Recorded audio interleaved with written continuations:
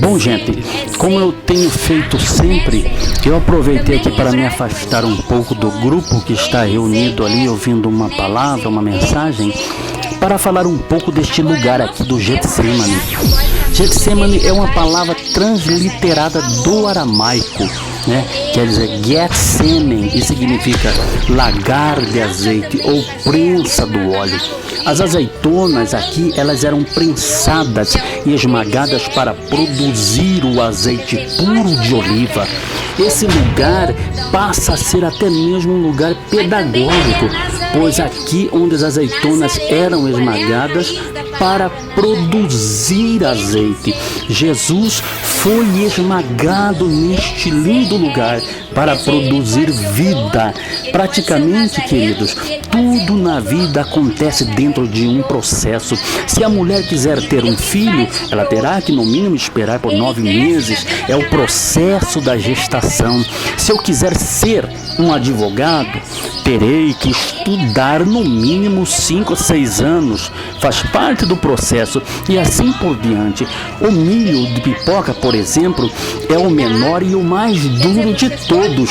Não presta nem para ser cozido, nem para fazer pamonha ou curau. O milho de pipoca só presta no óleo e no fogo. Quando ele é colocado no óleo e no fogo, passa por um processo e o resultado é maravilhoso, fica delicioso e macio, pronto para ser usado. Assim também é o cristão.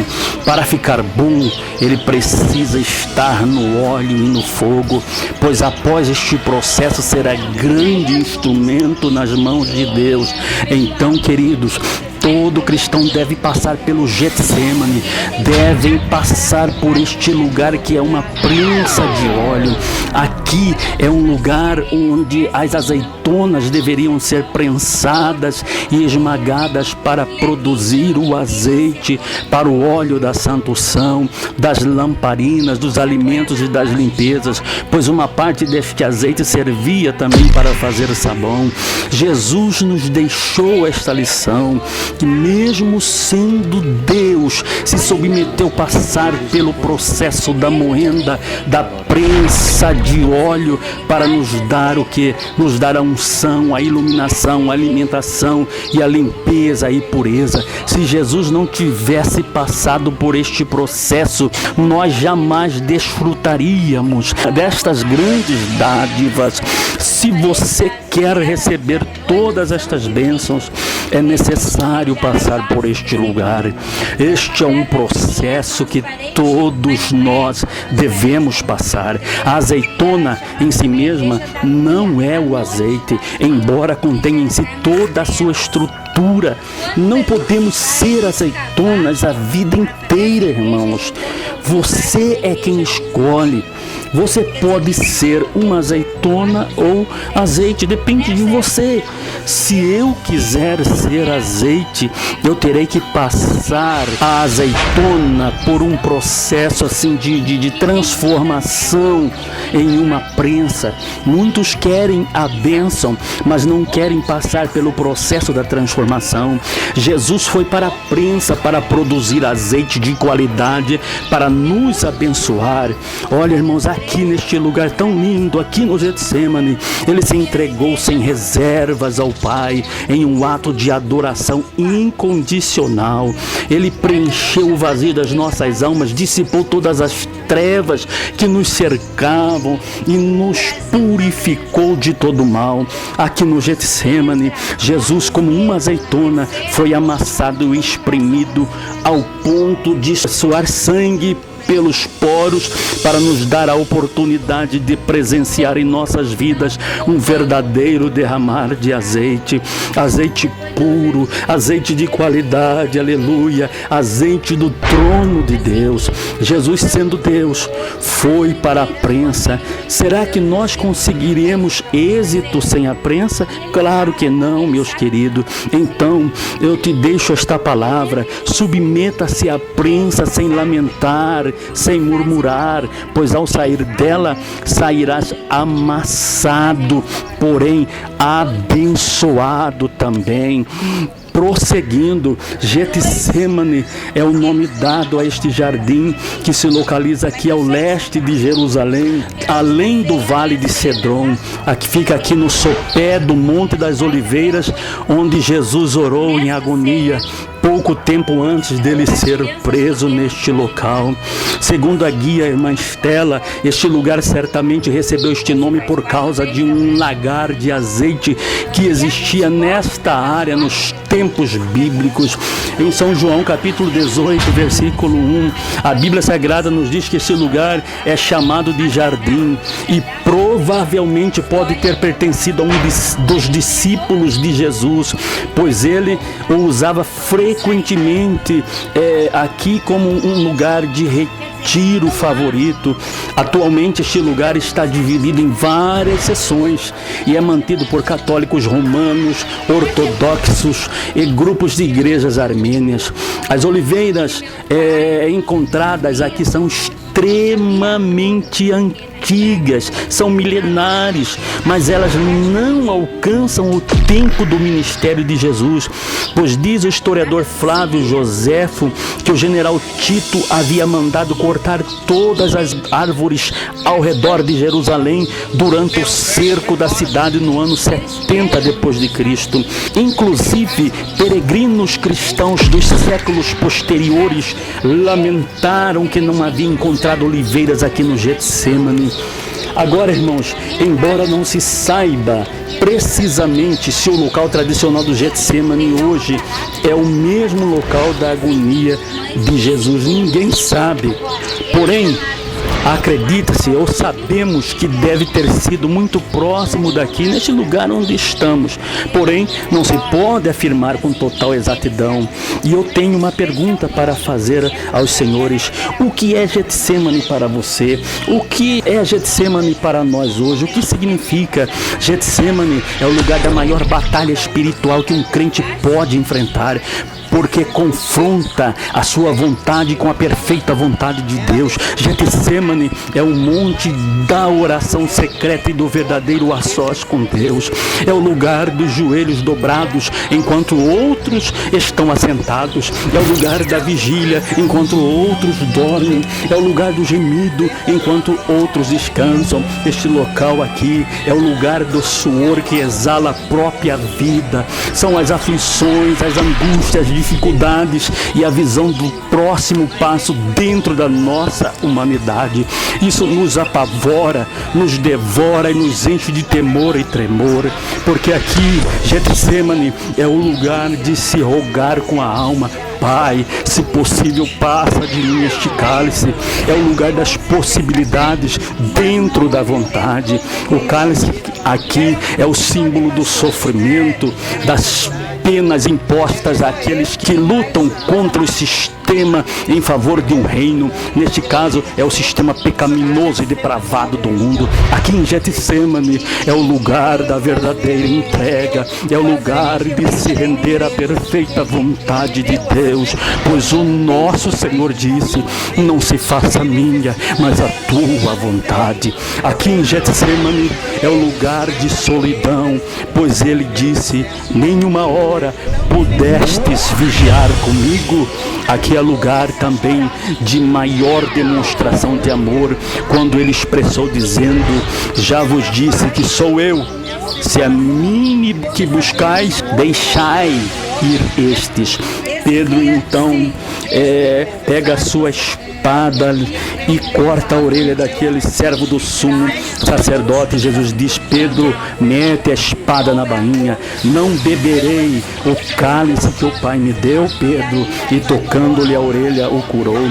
Oh, irmãos, como é maravilhoso este lugar aqui em Getsemane. É o lugar do maior encontro que um ser humano pode ter com Deus. É o lugar de muita paz e alegria. É o lugar do preparo para a obra que Deus traçou para nós. É o lugar onde, irmãos, é o lugar onde se adquire coragem para enfrentar as lutas do ministério e da verdadeira vocação. É o lugar de revelação, é o lugar da rendição. Aleluia. O Getsemane é o melhor lugar do mundo, pois ele antevê o Calvário, mas prenuncia a glória. Ele sente a humanidade, mas se alegra com a divindade. Ele aperfeiçoa o amor, ele aperfeiçoa a entrega, aperfeiçoa a comunhão. Ele é a fonte de forças e energias espirituais. Aprendemos aqui no Getsemane que a oração é o processo que devemos praticar em todos os momentos. Jesus orou 3 vezes ao Pai com as mesmas palavras, dizendo: Pai, todas as coisas te são possíveis, afasta de mim este cálice, não seja porém, Senhor, o que eu quero, mas o que tu queres. Queridos, a angústia não deve ser curtida ou alimentada, mas vencida através da oração. Quantos sofrem, mas não oram, não querem orar? A oração é para os bons e para os maus momentos também. A oração é sem cessar, como escreveu o apóstolo Paulo, ou seja, em todas as circunstâncias devemos orar. Os frequentadores aqui do Sono do Jardim hoje, os frequentadores modernos, são aqueles que querem que Jesus faça tudo sem eles fazerem nada. Entram em campanha de oração, mas não oram. Gostam de pegar carona na oração dos irmãos. São aqueles que não querem fazer nada. São aqueles que não gostam de orar. Aprendemos aqui que a oração deve ser acompanhada da vigilância. Jesus disse: vigiai e orai. Devemos ter o discernimento aguçado. O espírito precisa estar de prontidão, acordado. Precisamos estar antenados com o que ocorre à nossa volta, porque assim oraremos melhor. Aprendemos também que a resposta da oração que devemos desejar é a vontade de Deus em nossas vidas. Jesus orou de forma submissa, não estava querendo impor ou determinar a resposta de Deus, bem longe do espírito, da teologia, da confissão positiva. Jesus queria a consumação da vontade de Deus em sua vida. Aprendemos que nós devemos ter autodeterminação em fazer a vontade do Pai. Jesus não determinou a Deus que o livrasse do cálice do sofrimento. Pelo contrário, ele determinou-se em fazer a vontade do Pai. Neste jardim, aleluia, ele lançou um marco espiritual quando cumpriu cabalmente a vontade do Pai, dizendo: seja feita a tua vontade, não a minha. Irmãos que estão me ouvindo, será que estamos preparados para isso? Será que temos uma autodeterminação? Oh, aleluia! Aprendemos também aqui que Jesus levou com ele Pedro, Tiago e João para que tivessem solidários em oração naquele grave momento. Porém, a solidariedade deve ser desperta e vigilante, pois as 3 vezes que Jesus os procurou, eles estavam dormindo. Não basta, queridos, estar perto de alguém na hora da aflição. Não basta apenas isso, é preciso estar atento e vigilante ao que ocorre com a pessoa, atentos aos detalhes para que nós possamos melhor ajudá-los. Precisamos compartilhar não apenas de corpo presente, mas sim com as nossas orações. Aprendemos aqui também que devemos superar os limites e ir mais adiante. O texto descreve que Jesus foi um pouco mais adiante dos 3 discípulos para orar. Aleluia! Esse ir mais adiante aponta para a superação de limites. Jesus disse para superar a angústia, foi mais adiante. Devemos sempre ir mais adiante na oração, na adoração a Deus, no serviço a Cristo e também na vida pessoal. Devemos aprender sempre a superar nossos limites. Quando tivemos a sensação da distância divina, devemos responder com oração e vigilância, porque certamente a pequena distância que Cristo tomou provou nos discípulos um relaxamento. A sensação do sono e da tristeza foi tão grande nos discípulos que eles adormeceram.